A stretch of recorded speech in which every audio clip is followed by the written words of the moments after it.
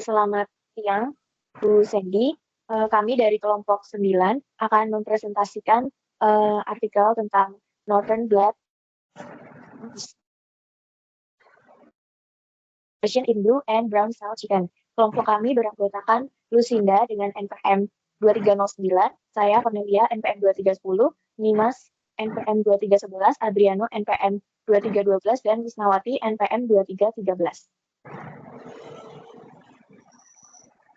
Untuk yang pertama, untuk latar belakang dari jurnal penelitian ini, yaitu HMOX1 atau hemoksigenase 1 adalah gen penting dalam biosintesis biliverdin, pigmen yang memberi warna biru pada cangkang telur ayam. Penelitian ini juga bertujuan untuk memahami molekuler pembentukan warna biru dengan menganalisis ekspresi HMOX1 pada ayam cangkang telur biru dan coklat. Metode yang digunakan meliputi Nader-Bolt untuk ekspresi mRNA dan imunohistokimia untuk lokasi dan tingkat ekspresi protein H0-1. Hasil menunjukkan bahwa meskipun tingkat mRNA serupa pada kedua kelompok ayam, ekspresi protein H0-1 lebih tinggi pada ayam telur biru. Penelitian ini juga mengidentifikasi SNP RS138666562 pada urutan 3 UTR HMOX1 yang berpotensi memengaruhi regulasi gen melalui interaksi dengan miRNA sehingga dapat memperjelas hubungan antara ekspresi HMOX1 dan fenotip telur biru, memberikan wawasan penting dalam studi genetika warna telur ayam.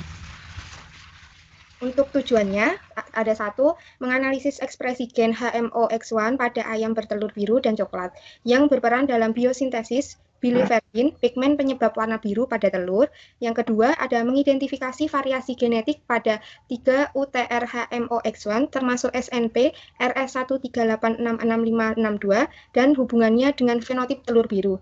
Yang ketiga, ada mengeksplorasi mekanisme molekuler di balik pembentukan telur biru dengan menggunakan teknik Nader-Bolt dan imunohistokimia untuk mendeteksi tingkat ekspresi mRNA dan protein H0-1 di kelenjar cangkang.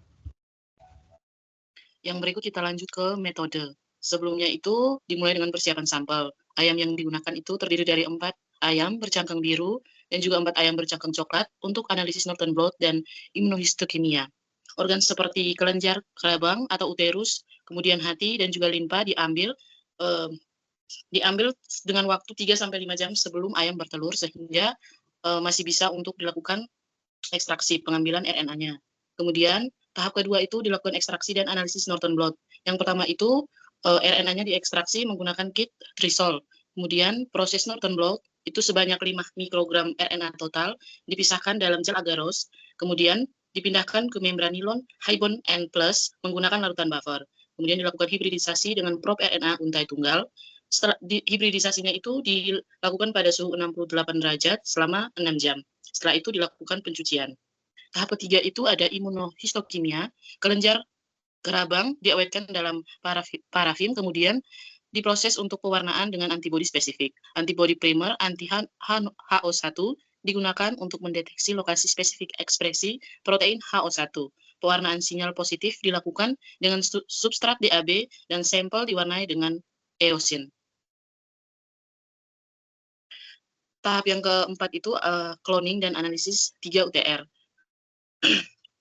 Pada tahap ini dimulai dengan amplifikasi, di mana UTR3 HMOX1 di-cloning menggunakan teknik 3 rapid amplifikasi dengan kit dari Takara. Kemudian produk PCR yang di-cloning itu akan diurutkan. Setelah itu dilakukan analisis variasi sequence, di mana variasi sequence dalam 3 UTR akan dianalisis untuk mendeteksi SNP. SNP ini merupakan digenototip menggunakan metode PCR dengan primer spesifik yang dimodifikasi untuk menciptakan situs restriksi. Kemudian tahap cloning itu diakhiri dengan prediksi interaksi, di mana interaksi miRNA dengan 3 UTR diprediksi menggunakan perangkat lunak. Kemudian struktur sekunder RNA dianalisis untuk mengevaluasi stabilitas interaksi RNA. Yang terakhir itu ada analisis data. Analisis data dilakukan dengan perangkat lunak, digunakan untuk memprediksi miRNA yang mungkin berinteraksi dengan SNP pada 3 UTR. Kemudian untuk hasil dan pembahasan, yang pertama itu tentang ekspresi HMOX1 pada kelenjar cangkang, hati, dan limfa ayam bercangkang biru dan coklat dengan Northern Blood. Jadi bisa dilihat pada gambar bahwa satu pita yang terdeteksi pada jaringan-jaringan tersebut itu mengindikasikan bahwa tidak ada penyambungan alternatif di HMOX1, di mana melalui metode Norton Blot itu menunjukkan bahwa dua kelompok ayam hampir mengekspresikan tingkat transkrip HMOX1 yang sama dalam jaringan tersebut. Kemudian yang kedua, untuk analisis ekspresi protein HO1 dalam cangkang kelenjar dengan imunohistokimia, itu dapat dilihat pada gambar bahwa ekspresi protein HO1 yang terletak pada sel epitel filik kelenjar cangkang dan telur ayam bercangkang biru, itu mengekspresikan lebih banyak protein HO1 dibandingkan dengan telur ayam yang bercangkang coklat. Kemudian ini ada tabel hasil untuk genotip dari urutan 3R. Next. Dapat dilihat bahwa HMOX1 itu diekspresikan secara tinggi pada kelenjar kerabang ayam bercangkang biru melalui metode PCR real-time, di mana hasil tersebut itu menunjukkan bahwa HMOX1 itu mampu berperan dalam pembentukan pigmen telur biru.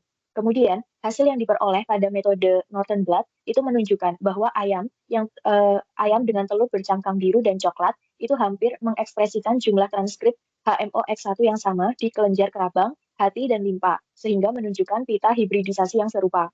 Kemudian untuk hasil yang diperoleh pada metode PCR real-time, itu menunjukkan bahwa ayam telur bercangkang biru itu mengekspresikan transkrip 1,58 kali lipat lebih banyak dibandingkan dengan ayam telur bercangkang coklat.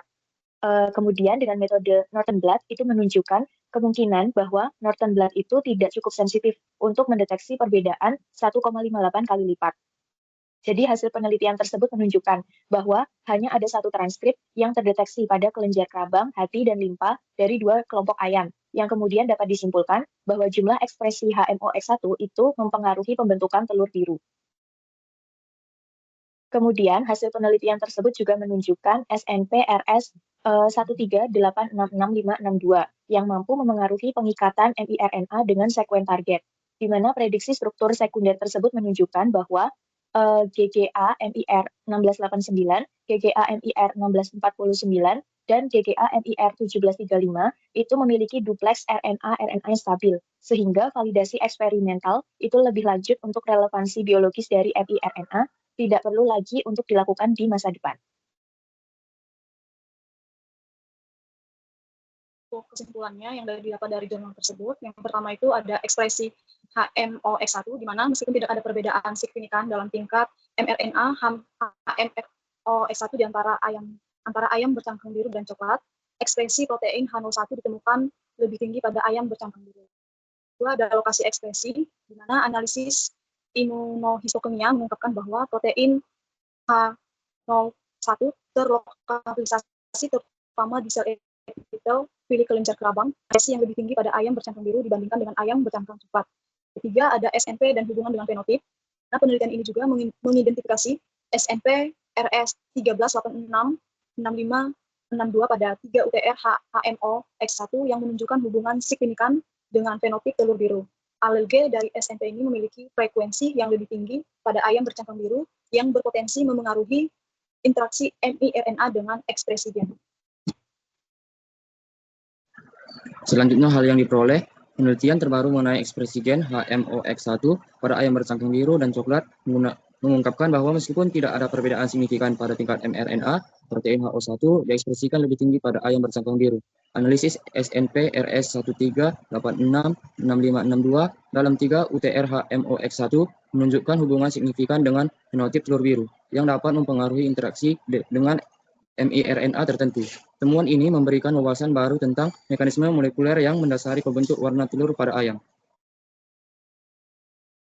Ini daftar pustaka yang kelompok kami gunakan. Dan sekian dari presentasi kelompok kami. Terima kasih.